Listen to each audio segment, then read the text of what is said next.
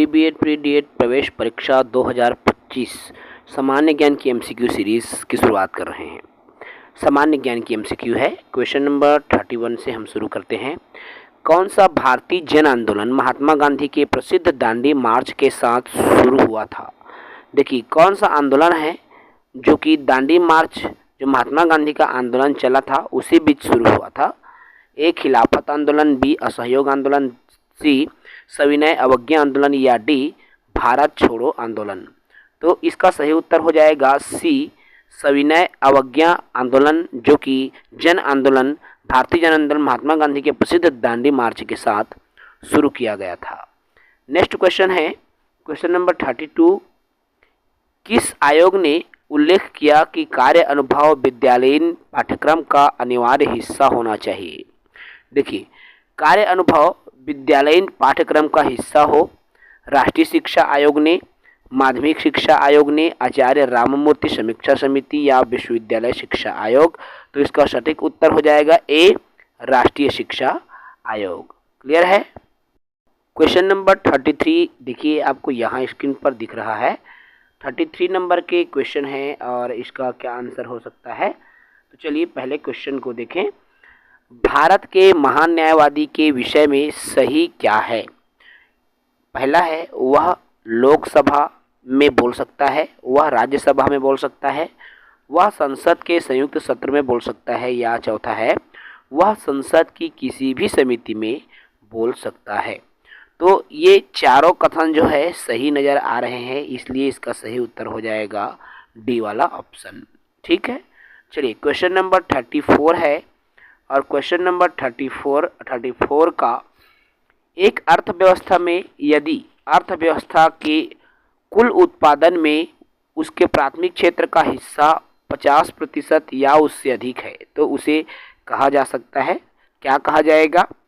औद्योगिक अर्थव्यवस्था, सेवा अर्थव्यवस्था, कृषि अर्थव्यवस्था या नियंत्रित अर्थव्यवस्था। अर्थात कुल उत्पादन में यदि 50% या उससे ज़्यादा का हिस्सा यदि रखता है तो वह अर्थव्यवस्था कृषि अर्थव्यवस्था कहलाता है। ठीक है, याद रखेंगे, ये प्रीवियस क्वेश्चन है जो कि आपके एग्ज़ाम में पूछे गए हैं। क्वेश्चन नंबर 35 है और 35 का प्रश्न कहता है रिकॉर्ड 53.2 डिग्री सेल्सियस के साथ कौन सा शहर पृथ्वी पर सबसे गर्म स्थान रहा है?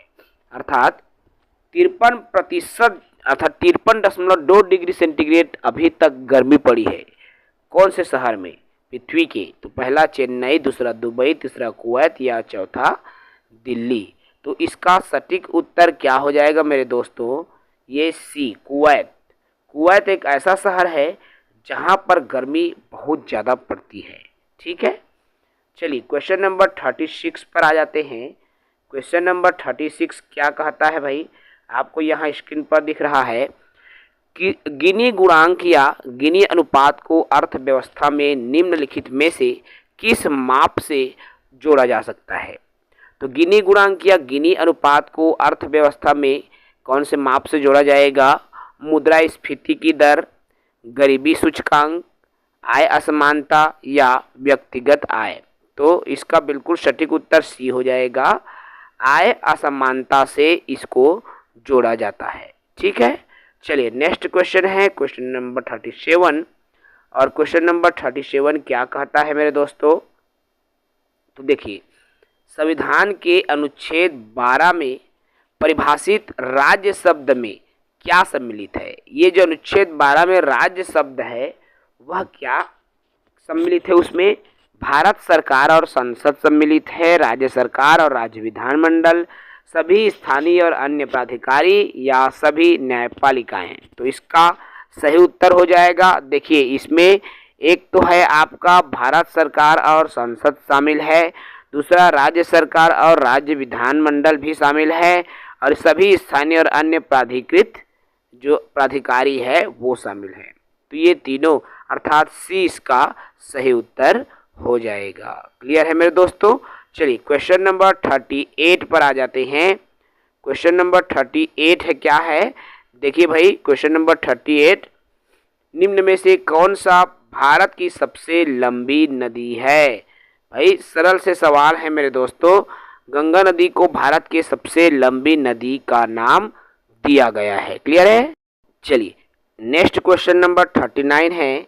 क्वेश्चन नंबर 39 कहता है निम्न में से ऑपरेशन ब्लैक बोर्ड का संबंध किससे है। देखिए ऑपरेशन ब्लैक बोर्ड का संबंध किससे है भाई, तो सभी विद्यालयों में ब्लैक बोर्ड उपलब्ध कराने से पहला।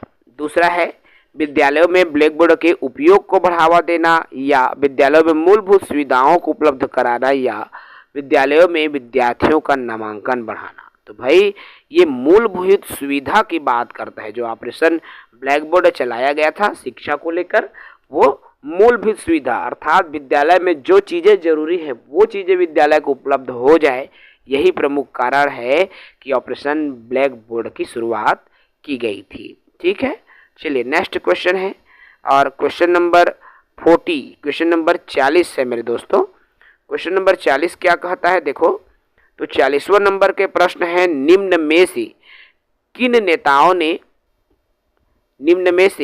नेताओं ने ताशकंद समझ पर हस्ताक्षर किया। तो अब ये कौन कौन से आ सकते हैं इसके सटीक आंसर, तो देखिए भाई, तो इसमें 4 विकल्प आपको स्क्रीन पर दिया है। वल्लभ भाई पटेल, जवाहरलाल नेहरू एवं अयूब खां, तो ये जवाहरलाल नेहरू एवं जिन्ना, तो उत्तर हो जाएगा सी वाला ऑप्शन, देखिए लाल बहादुर शास्त्री एवं अयूब खां। ठीक है, चलिए नेक्स्ट क्वेश्चन पर आते हैं, क्वेश्चन नंबर 41। और क्वेश्चन नंबर 41 क्या है, तो प्रश्नों को पहले पढ़ें।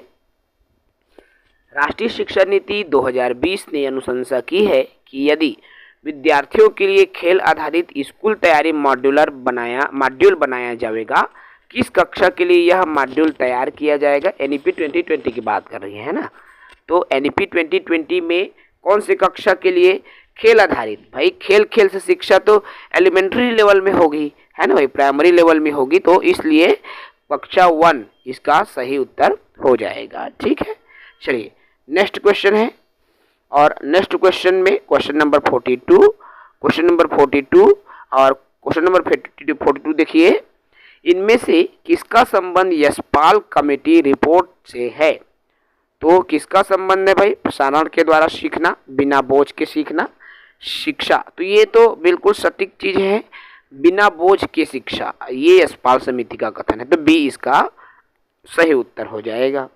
चलिए 43 है, 43 क्वेश्चन नंबर, और 43 का आंसर क्या हो जाएगा उसको भी देखेंगे। आर्थिक सर्वेक्षण 2021-22 ने वित्तीय वर्ष 22-23 में भारत की जीडीपी में कितनी वृद्धि का अनुमान लगाया है।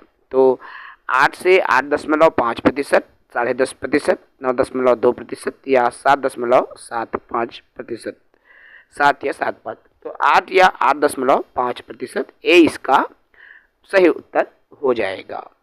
क्लियर है भाई। चलिए क्वेश्चन नंबर 44 की बात करें। देखिए क्वेश्चन नंबर 44 में है, यदि उपराष्ट्रपति राष्ट्रपति के रूप में कार्य कर रहा हो, मतलब यदि राष्ट्रपति का पद खाली है मान लो, तो उस जगह पे कौन काम करता है, उपराष्ट्रपति काम करता है, और वो काम कर रहा है। और यदि राज्यसभा में उपसभापति का पद रिक्त हो, तो राज्यसभा की बैठकों की अध्यक्षता कौन करेगा, तो राष्ट्रपति द्वारा नियुक्त कोई भी एक व्यक्ति करेगा, राष्ट्रपति द्वारा नियुक्त एक सदस्य करेगा। तो भाई ऑटोमेटिक ये बात है, राष्ट्रपति ही नियुक्त करेगा, तो राष्ट्रपति द्वारा नियुक्त कोई एक सदस्य जो है क्या करेगा, राज्यसभा की बैठक की अध्यक्षता करेगा। क्लियर है। क्वेश्चन नंबर 45 और क्वेश्चन नंबर 45 का ऑप्शन पर बात करूं मैं आगे। देखिए 45 है, निम्न में से कौन सा समानांतर फसल का उदाहरण है। समानांतर फसल, गेहूं और सरसों, कपास गेहूं, ज्वार आलू, आलू चावल। तो समानांतर, समान अंतर से बात की जा रही है, तो ये है आपका गेहूं और सरसों।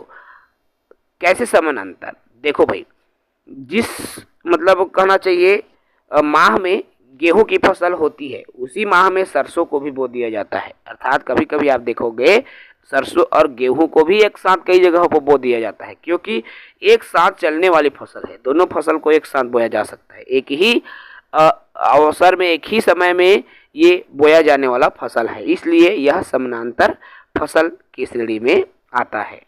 क्लियर है भाई। क्वेश्चन नंबर 46 और क्वेश्चन नंबर 46 का देखिए, 1857 के विद्रोह में दिल्ली में विद्रोही सेना का मुख्य सेनापति कौन था? अजीमुल्ला, नजीब खां, करीम खां या बख्त खां? तो भाई जाहिर सी बात है, सही उत्तर हो जाएगा बख्त खां, जो कि 1857 में विद्रोह में दिल्ली में विद्रोही सेना का प्रमुख सेनापति था। नेक्स्ट क्वेश्चन है क्वेश्चन नंबर 47 और 47 नंबर का क्वेश्चन देखिए, मिट्टी का लाल रंग निम्न में से किसके कारण होता है? मिट्टी, जो लाल मिट्टी है ना, जिसको हम कई जगहों में ये पाया जाता है, जिसको बरनहा माटी हमन बोलथन, है ना, तो किसके कारण होगा? ए एल्यूमिनियम यौगिक, बी लौह यौगिक, सी पारा यौगिक या डी मिट्टी। तो उसमें जो है लौह यौगिक की मात्रा अक्सर देखने को मिलती है, इसलिए इसका जो कलर है लाल रंग, क्योंकि लोहे का कलर जो है हल्का लालिमा लिया हुआ रहता है ना, और मिट्टी में ये कलर मिलता है, तो यही कारण होता है। उत्तर बी हो जाएगा। क्वेश्चन नंबर 48 का देखिए, इसरो ने वर्ष 2022 के अपने पहले प्रक्षेपण में किस पृथ्वी अवलोकन उपग्रह को सफलतापूर्वक लॉन्च किया?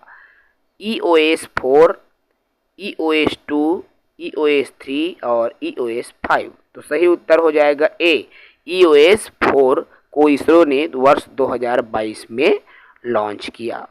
क्वेश्चन नंबर 49 देखिए, क्वेश्चन नंबर 49 है, एन प्रोटीन संबंध किससे पाया जाता है? एन प्रोटीन, ये कोरोना वायरस से, मानव प्रतिरक्षा प्रणाली, पौधे के पोषक तत्व या कुपोषण? तो इसका सटीक उत्तर हो जाएगा भाई ए, coronavirus. N protein coronavirus का संबंध पाया जाता है।